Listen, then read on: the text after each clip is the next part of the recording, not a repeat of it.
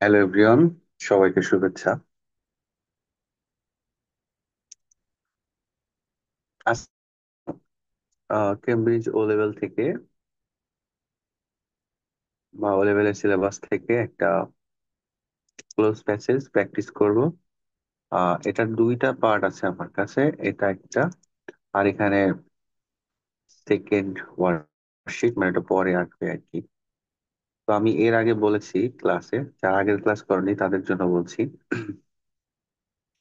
যে ও লেভেলসে সাধারণত তোমাদের ক্লোজ প্যাসেজ যেটা Bengali culture and Bengali nature বা বেঙ্গলি হিস্ট্রি, এই রিলেটেড কোনো কিছু দিয়ে থাকে। হ্যাঁ, যেমন তুমি যদি দিয়ে থাকো, দেখে থাকো এখানে যে কালচার রিলেটেড বা হিস্ট্রি রিলেটেড এগুলো দিয়ে থাকে। যেমন এটা কালচারের সাথে সম্পর্কিত, কালচার মানে সংস্কৃতি আর কি, নকশিকাঁথার মাঠ। এটা লোকশিল্প। লোকশিল্প বাঙালি সংস্কৃতির একটা বড় অংশ হলো লোকশিল্প। তো লোকশিল্পের আবার অনেকগুলো পার্ট আছে, তেমনি একটা নকশিকাঁথা। তো এগুলো আমরা এই আলোকে আমরা সলভ করি। চলো আরেকটা।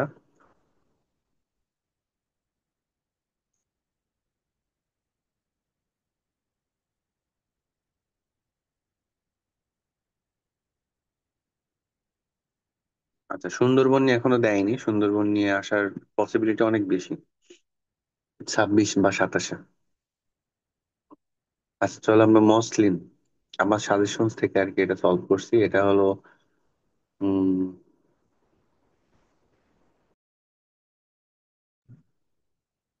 আচ্ছা, এইটা মসলিন কি জিনিস আমরা এটা পড়লে বুঝতে পারবো। এটা সূক্ষ্ম একটা কাপড়। তো আমি সাধারণত যেভাবে তৈরি করি ওয়ার্কশিট গুলো আমার, যে এখানে যে কিছু হার্ডওয়ার্কস থাকে এইখানে, সেগুলো এখানে পাওয়া যাবে। আবার এইখানে যে আনসার গুলো এখানে আছে, সেগুলো আবার ইংলিশ দেওয়া আছে। পরীক্ষায় তোমাদের এরকম থাকবে না, কিন্তু তোমরা যদি এইভাবে প্র্যাকটিস করো তোমরা বুঝতে পারবে, ইন্টারেস্টেড হবে এবং তোমাদের বোঝা মানে ভবিষ্যতে জন্য সহজ হবে আর কি। ঠিক আছে, তো শুরু করছি চলো। দেখো, আমরা এটা দুই ভাবে করা যায়। একটা হলো আমি যখন পড়বো, এটা পড়ে পড়ে পড়ে পড়ে এর সাথে আনসার মিলানো। আর একটা হলো একবারে এখান থেকে তুমি দেখে নিবা যে কি কি আসলো। চলো আমরা দেখে নিই একবার। যেমন হলো অতিরিক্ত, এক্সট্রা, গবেষক, রিসার্চার, রাজকীয়, রয়্যাল বা অ্যারিস্টোক্রেটিক, অতুলনীয়, আনকম্পেয়ারেবল, প্রতীক, সিম্বল, একমাত্র, শক্তিশালী, পাওয়ারফুল, সবাই জানো, কাপড়, ক্লোথ, অতীত, প্যাস্ট, অমূল্য, প্রাইসলেস, মানে যেটার কোনো আসলে ভ্যালু হয় না, যেটা কোনো ভ্যালু দিয়ে যাকে পাওয়া যায় না, সেটা হলো অমূল্য, সব মূল্যের ঊর্ধ্বে। যেমন ধরো মায়ের ভালোবাসা, তুমি তোমার মায়ের ভালোবাসা পৃথিবীতে কোনো প্রাইস দিয়ে তুমি কিনতে পারবে না। পুনরুদ্ধার, আচ্ছা পুনরুদ্ধার, রিস্টোরেশন, বাঙালি জানো, আধুনিক, মডার্ন, মিহি, সাটল বা সূক্ষ্ম, যেটা আর কি, মিহি মানে সূক্ষ্ম বা ঐতিহ্য, ট্র্যাডিশন। ওকে, একটু সময় লাগবে, সবাই ধৈর্য সহকারে দেখতে হবে। বলা কি, আচ্ছা দেখো এখানে একটু দ্রুত করবো এখন, একটু ছোট করি। হুম, সবাই দেখো। মসলিন একসময় বাংলার ড্যাশ ঐতিহ্য ছিল, যা পৃথিবী জুড়ে প্রসিদ্ধ লাভ করেছিল। ঢাকায় তাঁতিরা বিশেষ ধরনের তুলা থেকে অত্যন্ত সূক্ষ্ম মসলিন তৈরি করতেন। ওকে, বলছে মসলিন এক সময় বাংলার ড্যাশ ছিল, ড্যাশ ঐতিহ্য মানে ট্র্যাডিশন। তাহলে এটা তো কোনোদিনই হবে না, কারণ ঐতিহ্য ঐতিহ্য এরকম তো হয় না। বাংলার ড্যাশ ঐতিহ্য ছিল, বাংলার কি ঐতিহ্য ছিল যা পৃথিবী জুড়ে প্রসিদ্ধি বা ফেমাস ছিল। বাংলার অতুলনীয় ঐতিহ্য না, এটা যাই, কিন্তু এখানে হবে না আর কি। প্রতীক, একমাত্র ঐতিহ্য না, শক্তিশালী হবে না, কাপড়, উম অমূল্য ঐতিহ্য হইতে পারে কিন্তু হবে না আর কি। পুনরুদ্ধার, বাঙালি, আধুনিক, মিহি। আচ্ছা, অতীত, বাংলার অতীত ঐতিহ্য ছিল, এটা হতে পারে। বাংলার অতীত ঐতিহ্য ছিল। তারপরে ধরো অতুলনীয় হতে পারে, কিন্তু এটা আসলে না হওয়ার সম্ভাবনা বেশি। তারপরেও রেখে দিই এটা, আমরা আসলে যেটা একটু কনফিউজিং হবে সেটা আমরা রেখে দিব, কারণ এমন কিছু, এটা একটা ট্রিক। এমন কিছু শব্দ ধরো এটার সাথে মিলে যাবে, যখন তোমার মনে হবে এটা এখানেই হবে, অথবা এইটা এখানেই হবে, তখন তোমার মধ্যে দুইটার মধ্যে যে কনফিউশন ওইটা আর থাকবে না, তখন তুমি বুঝে নিবা যে এখান থেকে একটা হলো, তার মানে আরেকটা তাহলে এখানে হবে। তো আমরা আপাতত এইটা রেখে দিচ্ছি গোল দিয়ে। ঢাকার তাঁতিরা বিশেষ ধরনের তুলা থেকে অত্যন্ত সূক্ষ্ম মসলিন তৈরি করতেন। এটি এতটাই দেশ ছিল যে এক গজ কাপড় সহজেই আঙুলে গুটিয়ে রাখা যেত। আঙুলে গুটিয়ে রাখা মানে, ধরো তোমার একটা আঙ্গুল, একটা ফিঙ্গার, সেখানে তুমি সহজে পিছিয়ে রাখতে পারতে। মানে এটা এতটাই সূক্ষ্ম ছিল বা সফট ছিল, সেই অর্থে আসলে এটা মিহি হবে এখানে, মিহি। ওকে, তো এটা মিহি। আচ্ছা লিখি, মিহি।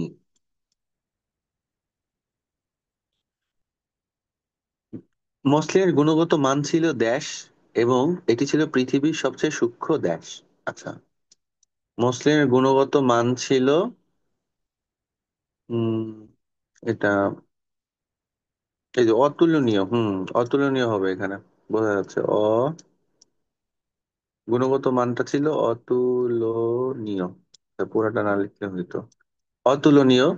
তাহলে এটা হলো, এবং এটি ছিল পৃথিবীর সবচেয়ে সূক্ষ্ম দেশ। সবচেয়ে সূক্ষ্ম কি? এটা এক ধরনের কাপড়, আগেই বলেছি তাই না? তাহলে এটা হবে, বোঝা যাচ্ছে। কাপড়, ক্লোথ। পৃথিবীর সব থেকে সূক্ষ্ম কাপড়।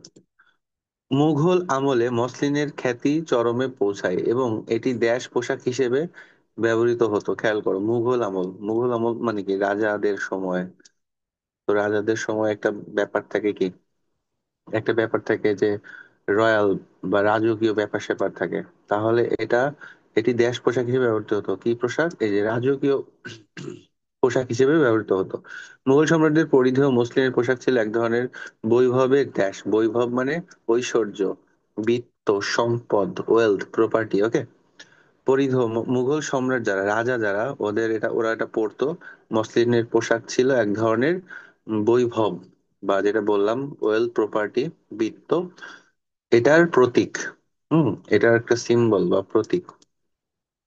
তাহলে এখানে প্রতীক। আচ্ছা, আমি সহজে সহজে এরকম করে রাখলাম আর কি, বুঝে নিবা। তারপরে প্রতীক, আর এটা হয়ে গেল। যেটা হয়ে যাবে সেটা কিন্তু তোমরা ছোট করে দাগ দিবা। হুম। ওকে, এখানে অনেক কথা আছে, আমি দ্রুত পড়ছি। তখন ইউরোপীয় দেশগুলো অতি অতি কি অভিজাতদের মধ্যে মুসলিমের চাহিদা প্রচুর চাহিদা ছিল। ইউরোপীয়রা বণিকরা এর জন্য বাংলায় আসতেন, এবং এটি খুব দ্রুত বিশ্ববাজারে, ওয়ার্ল্ড মার্কেটে জনপ্রিয় হয়ে ওঠে। এটি ব্রিটিশ শাসনের সময় মুসলিম ধ্বংস হয়ে যায়। ব্রিটিশ শাসনের সময়, কারণ ওরা আসলে চাচ্ছিল ওদের প্রোডাক্ট গুলা এদেশে লঞ্চ করতে, এই জন্য। ইংরেজরা মসলিন শিল্পের উপর ড্যাশ কর আরোপ করে এবং স্থানীয় শিল্পীদের দমন করতে শুরু করে। কর মানে কি? ট্যাক্স। ইংরেজরা মসলিন কাপড়ের উপর ড্যাশ কর মানে কি? কর আরোপ করে মানে আর কি, আহ, যে ওর উপরে বসায়, যে ওইসব কাপড়ের উপরে কর বসায়। এখন এইখানে একটা অ্যাডজেক্টিভ হবে, বোঝা যাচ্ছে। ড্যাশ কর, অনেক কর, বা প্রচুর পরিমাণ ট্যাক্স আরোপ করে, এই ধরনের কথা হতে পারে। বা দেখে আর কি, অতিরিক্ত। আচ্ছা, এই যে অতিরিক্ত, প্রচুর পরিমাণ তো নয়, অতিরিক্ত কর আরোপ করে এবং স্থানীয় শিল্পীদের দমন করতে শুরু করে। আচ্ছা, যারা কিন্তু তাঁতে কাপড় বনে তারা সবাই শিল্পী, এটা মনে রাখতে হবে, আর্টিস্ট। শিল্প মন ছাড়া আসলে কোনো বাণিজ্যিক কোনো কিছু তৈরি করলে ওটা সুন্দর হয় না। হুম। তারা বাংলার তাঁতিদের কাজের মূল্য কমিয়ে দেয় এবং নিজেদের বস্ত্রশিল্পকে আরো দেশ করতে থাকে। তাহলে স্থানীয় যেসব তাঁতি যারা কাপড় বুনতো ওদের ভ্যালুটা কমিয়ে দেয়, বা কাজের মূল্য, দৈনিক মজুরি, কাজের বেতন কমিয়ে দেয়, এবং বস্ত্র শিল্প ওইটাকে আরো নিজেদের আর কি, নিজেদের বস্ত্র শিল্পকে আরো দেশ করতে থাকে। কি করতে থাকে? আধুনিক, গবেষক তো হবে না, অমূল্য, অতি শক্তিশালী, এই যে শক্তিশালী করতে থাকে, শক্তিশালী করতে থাকে। এই প্রক্রিয়ার ফলে মসলিনের উৎপাদন একসময় ধ্বংস হয়ে যায় এবং এটি হারিয়ে যায় বাংলার ইতিহাসের অন্ধকারের পাতায়। আজও মসলিন ড্যাশ চেষ্টা চলছে। আচ্ছা, আজও মসলিন ড্যাশ চেষ্টা চলছে আজও। এবং এটা সত্য যে 2024-এ আসলে বাংলাদেশে আবার অনেকদিন পর থেকে মসলিন তৈরি করতে পারছে। টাঙ্গাইলে এটার তৈরি করতে এক ধরনের বিশেষ তুলা বা কটনের দরকার হয়, যেটা টাঙ্গাইলে পাওয়া গেছে 2024-এ। তো এটা রিস্টোরেশন, পুনরুদ্ধারের কাজ চলছে। কিছু দেশ ও তাঁতি ঐতিহ্যবাহী মসলিন তৈরির প্রক্রিয়া পুনরায় শিখেছেন এবং আধুনিক প্রযুক্তির সাহায্যে মসলিন উৎপাদনের চেষ্টা করছেন। এই পুনরুদ্ধারের প্রচেষ্টা বাংলার সমৃদ্ধ সংস্কৃতি ও ঐতিহ্যকে আরো শক্তিশালী করতে সাহায্য করছে। মানে হলো কিছু দেশ, তাহলে এখন তুমি দেখো এখানে কোনটা মেলে। কিছু দেশ ও তাঁতি, তাঁতি মানে যারা আর কি বানায়, ওই যে আর্টিস্ট যারা, কারণ আর্টিস্টদের সাথে আর কারা আছে যারা একসাথে মিলে এটা আসলে এই তৈরির প্রক্রিয়াটা পুনরায় শিখছে নতুন করে। আসলে এটা তৈরি করতে তো একটা আর্টিস্ট লাগে, ওইটা আর্টিস্ট তো ওদের যে কমিউনিটি ওটা বিলীন হওয়ার পথে। তো এই আর্টিস্টদের যাদের তাঁতি আর কি, যারা বনে, ওদের সাথে আর কারা আছে? কিছু বাঙালি তো হবে না, ঐতিহ্য মানে গবেষক আর কি, রিসার্চার্স। এখন দেখো তোমরা এটা সহজে পারবে আমি জানি, কারণ হলো যেহেতু ইংলিশ দেওয়া আছে, এখন পরীক্ষায় তো থাকবে না। এখন শুরুর দিকে মনে করো যে তুমি এভাবে পড়তে পারো, যে ইংরেজি দিয়ে দিয়ে সহজে পড়তে পারো সহজে। হুম। তাহলে কিছু গবেষক আর কি। তো এটা হচ্ছে পুনরুদ্ধারের পুনরুদ্ধারের কাজ চলতেছে। পুনঃযোগ, উদ্ধার। ওকে। এখন এখানে কি হবে তাহলে দেখো, এক অমূল্য ঐতিহ্য ছিল। মসলিন একসময় বাংলার অমূল্য ঐতিহ্য ছিল। হ্যাঁ, এটা অমূল্য হবে, বা বাংলার অতীত ঐতিহ্য ছিল, এটাও হতে পারে। এটা আসলে এখানে কোশ্চেন মানে যে দেওয়া হয়েছে, এখানে কনফিউশন তৈরি করা হয়েছে। মানে আমি দিয়েছি। তো যেটা হতে পারে সেটা হলো, আসলে এখানে এত তোমাদের এরকম থাকবে না, এতটা কনফিউজিং থাকবে না। এখানে আনসার এটাও হতে পারে, অতীত ঐতিহ্য ছিল হতে পারে না, আবার অমূল ঐতিহ্য ছিল এটাও হতে পারে। যে কোনো একটা আনসার হবে আর কি এখানে। তো এই ছিল আজকের ক্লাস, এরকম আরো আসবে ভবিষ্যতে। আর তোমাদের বলতে ভুলে গেলাম, আচ্ছা এখন দেখাই, যারা এখন এখন পর্যন্ত যারা ভিডিওটা দেখছো, ভবিষ্যতে যারা দেখবে আর কি, একটা বিজ্ঞাপন আছে। সেটা হলো আমার প্রতি বছর নভেম্বর এবং ডিসেম্বরে আমার হলো ক্র্যাশ কোর্স শুরু হয়। তো নভেম্বরেরটা শুরু হয়ে গেছে অলরেডি, আর ডিসেম্বরে দুটো ব্যাচ শুরু হচ্ছে আবার। একটা হলো কেমব্রিজের জন্য ব্যাচ, নকশি কাঁথা ব্যাচ। আর একটা হলো এডেক্সেলের জন্য রূপসী বাংলা ব্যাচ। হ্যাঁ, এদের হলো 8:30 থেকে 9:30, 3 দিন ক্লাস হবে। ডেজ গুলো এখনো ঠিক হয় নাই, আচ্ছা এটা আমি নেক্সট ভিডিওতে বলে দিব। এছাড়া এখানে অনেক সুবিধা আছে, তোমরা পজ করে দেখে নাও। ডিসেম্বরের শুরুতে আর কি এটা ডেমো ক্লাস হবে। এই হোয়াটসঅ্যাপ নম্বরে আমার সাথে যোগাযোগ করতে হবে। আর মক টেস্ট শুরু হয় আমার প্রতি বছর ডিসেম্বর থেকে, ডিসেম্বর ফার্স্ট উইক থেকে মক টেস্ট শুরু হবে। যে যখন দিতে চাও, এটার একটা প্যাকেজ আছে, 6টা মক টেস্ট নিবো আমি। পেপার 1 3টা, পেপার 2 3টা। আর এর ওদেরও নিব 5টা, 4টা 5টা, যে যেরকম দিতে পারো একটা প্যাকেজের আন্ডারে দিতে পারবে।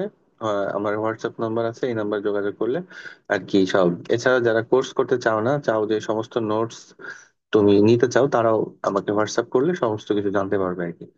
ঠিক আছে, থ্যাংক ইউ এভরিওয়ান, ভালো থেকো সবাই, সবার জন্য অনেক দোয়া থাকলো।